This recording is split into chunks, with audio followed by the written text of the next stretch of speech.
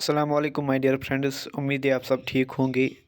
तो आज का ये लेक्चर बहुत ही इम्पोर्टेंट होने वाला है, क्योंकि इसमें हम वो इम्पोर्टेंट क्वेश्चंस देखेंगे जो यहाँ पर फोर्थ सेमेस्टर जिनका एग्ज़ाम होने वाला है 2 तारीख से, यानी 2 मई से जिनका एग्ज़ाम होने वाला है। सबसे पहले आपका रहेगा इंग्लिश का पेपर। तो जो भी इम्पोर्टेंट क्वेश्चन है इंग्लिश से लेकर, जो प्रीवियस ईयर पेपर्स में आ चुके हैं और जो बहुत ही आने के चांसेस है, गेस्ट पेपर की तरह आप इस लेक्चर को ले सकते हैं।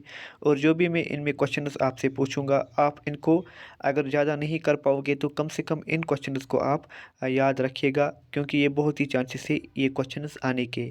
तो आइए वीडियो को स्टार्ट करते हैं, लेकिन वीडियो को स्टार्ट करने से पहले आपसे गुजारिश है, अगर आप इस चैनल पर नए हैं तो इस चैनल को सब्सक्राइब करके रखिएगा, ताकि आइंदा आने वाली अपडेट्स आप तक पहुँचती रही। और डिस्क्रिप्शन में हमने लिंक दी हुई हमारे व्हाट्सएप ग्रुप की, अगर आप इसकी पीडीएफ चाहते हो और आपके पास नोट्स नहीं है तो आप हमारे साथ कांटेक्ट कीजिएगा, जिसकी लिंक मैं डिस्क्रिप्शन में देता हूँ। वहाँ से आप व्हाट्सएप ग्रुप ज्वाइन कर लेना, वहाँ पर मैं इसकी पीडीएफ प्रोवाइड करूँगा बाद में। तो वीडियो को स्टार्ट करते हैं। सबसे पहले जो है, आपको पता है कोई भी चीज़, कोई भी टॉपिक पढ़ने से पहले उसकी समरी यानी कि उसका खुलासा पता होना चाहिए। ये जो है आई हैव अ ड्रीम, जो मार्टिन लूथर किंग के द्वारा आपने देखा होगा अपने इंग्लिश, जो आपका इंग्लिश बुक है वहाँ पर आपने देखा होगा, ये आपके लिए एक प्रोज है। आई have a dream Martin Luther ने लिखा है।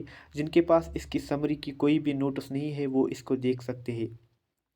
ये जो मार्टिन लूथर के द्वारा लिखा गया है, ये इसमें एक डिलीवर देता है, आई हैव अ ड्रीम स्पीच देता है। आपको ये इंपॉर्टेंट पॉइंट्स इसमें सिर्फ याद रखने हैं कि इसने ये स्पीच कब दिया था, यानी 28 अगस्त 1963 ने इस बंदे ने ये स्पीच दिया था। कहाँ पर दिया था? एट द मार्च। मार्च एक प्लेस है वाशिंगटन डीसी में, जो यूएसए में पड़ता है, वहाँ पर इसने दिया था ये।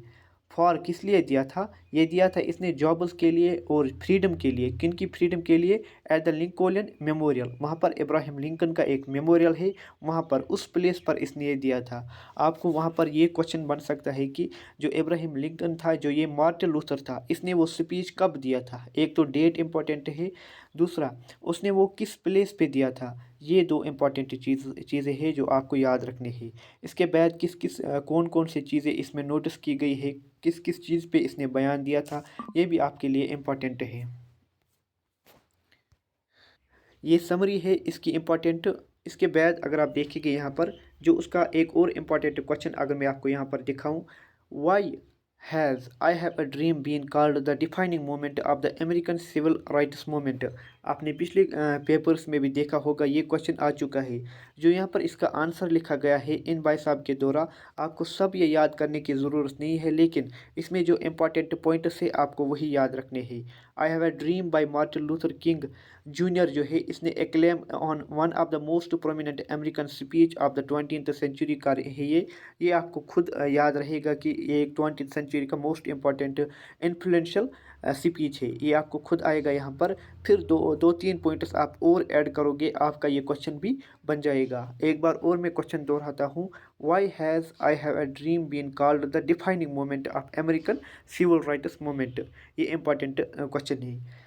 जो दूसरा क्वेश्चन इसमें इंपॉर्टेंट है, what are the various kinds of injustice that we are meted out to the African American in America. ये भी इंपॉर्टेंट क्वेश्चन है। मैं आपको आगे बताऊंगा कि कौन आप इसमें स्किप कर सकते हो। ये भी इंपॉर्टेंट क्वेश्चन है, इस पे भी थोड़ा सा आप नज़र रखिएगा। इसमें दो तीन पॉइंट्स आप यहाँ पर याद रखिएगा। इसमें एक और जो यहाँ पर क्वेश्चन बनता है, ये मैंने आपको बता दिया।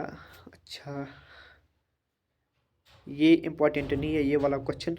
एक और क्वेश्चन मुझे यहाँ पर लगा था जो इम्पॉर्टेंट है आप के लिए।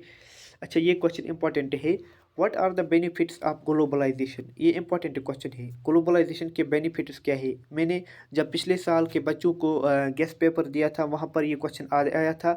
उससे पहले भी एक जो यहाँ पर पेपर में ये क्वेश्चन जो है हूबहू यही इसी पेपर से, इसी बुक से लिया गया था। What are the benefits of globalization. Actual में जो ये इंग्लिश है, ये सिर्फ आप ही के लिए नहीं है, बल्कि हायर एजुकेशन में भी ये पाया जाता है। जहाँ पर पीएचडी वगैरह होता है, वहाँ पर भी ये टॉपिक है। What are the benefits of globalization specially to third world countries. Third world countries वो कंट्रीज़ होती है जैसे इंडिया है, जैसे यहाँ पर हमारा ये नेपाल है, जैसे बाकी बाकी कंट्रीज़ है जो अभी अंडर डेवलप्ड है, उनको कहते हैं हम थर्ड वर्ल्ड कंट्रीज़। अच्छा, ये आपको पढ़ना है यहाँ पर, इससे आपको अंदाज़ा हो जाएगा कि किस तरीके का क्वेश्चन पूछा जाता है।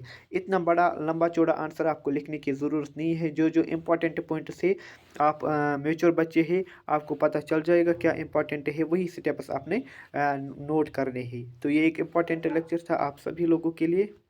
बाकी जो भी कुछ रहेगा हम इंशाल्लाह आइंदा आने वाले लेक्चर्स में आपसे डिस्कस करेंगे। तब तक के लिए अल्लाह हाफिज़। इस चैनल को सब्सक्राइब करके रखिएगा ताकि आइंदा आने वाली अपडेट्स आप तक पहुंचते रहे। और डिस्क्रिप्शन में लिंक हमने प्रोवाइड की है हमारे व्हाट्सएप ग्रुप की, आप उसको ज्वाइन भी कर सकते हो। अल्लाह हाफिज़।